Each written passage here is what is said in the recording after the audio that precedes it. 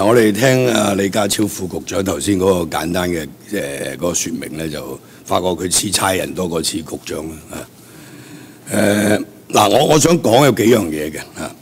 就由於即係香港同內地嘅稅制啊、食物安檢啊、生活文化同埋貨幣嘅匯率不同咧，即係水貨活動即係自由行個必然嘅結果嚟。呢個係一個客觀嘅現實。嗱，上水嘅水貨活動問題亦都唔係近期嘅事啊。咁其實成件事就反映出第一就係推行呢啲相關政策，政府官員咧，包括內地啲官員咧，缺乏視野。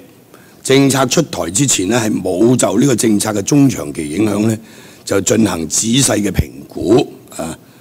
或者甚至係評估錯誤。當然我呢個講係嗰個自由行啦嚇。嗱，特區官員咧就後知後覺嘅，好多時咧就係俾啲傳媒去即係帶住你行嘅啊。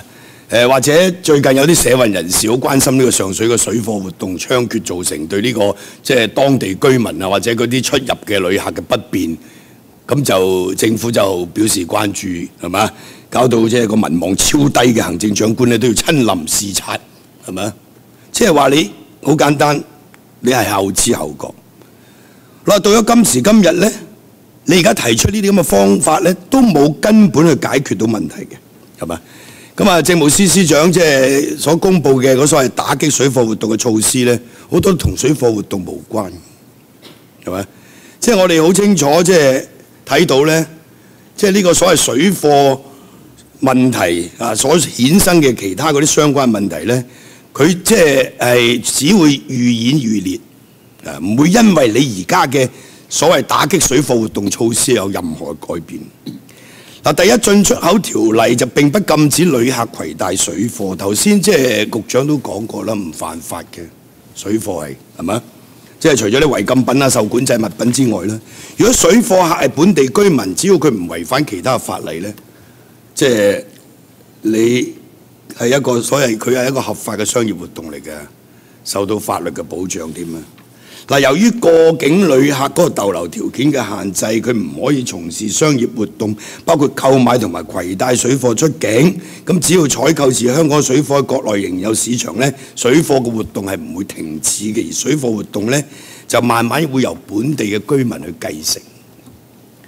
內地嘅訪港旅客購買同埋攜帶貨品出境自用不違法，亦都唔違反逗留條件。嚟香港消費正正係自由行嘅目的，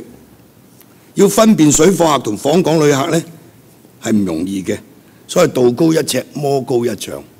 而家內地嘅水貨客熟悉咗特區政府嘅執法模式，加上而家咁高姿態咩打擊水貨活動嘅措施，佢就係真係有辦法去適應，然後繼續揾食嘅。我可以話俾你聽，係咪？嗱，由於缺乏全面針對水貨活動嘅政策同埋法規咧，我而家想評論下，即係司長嗰個打擊水貨活動嘅措施係不倫不類，同埋有啲問題咧，在座各位可以解答嘅話咧，你就順便去解答，唔係我就講晒嗰5分鐘。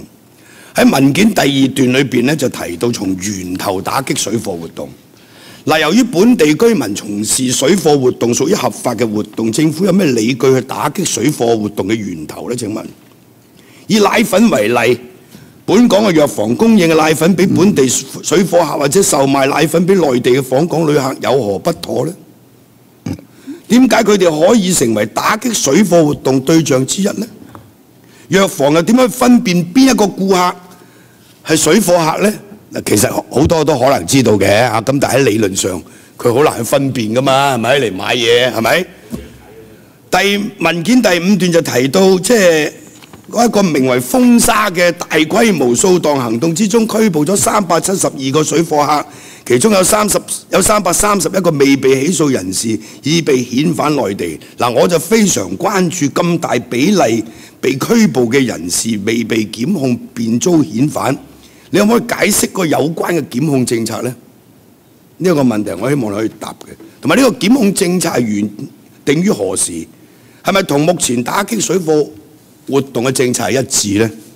另外一個問題就係文件第6段提到，當局以消防條例嘅巡查作為打擊水貨活動嘅手段，喺9月19日至到10月26日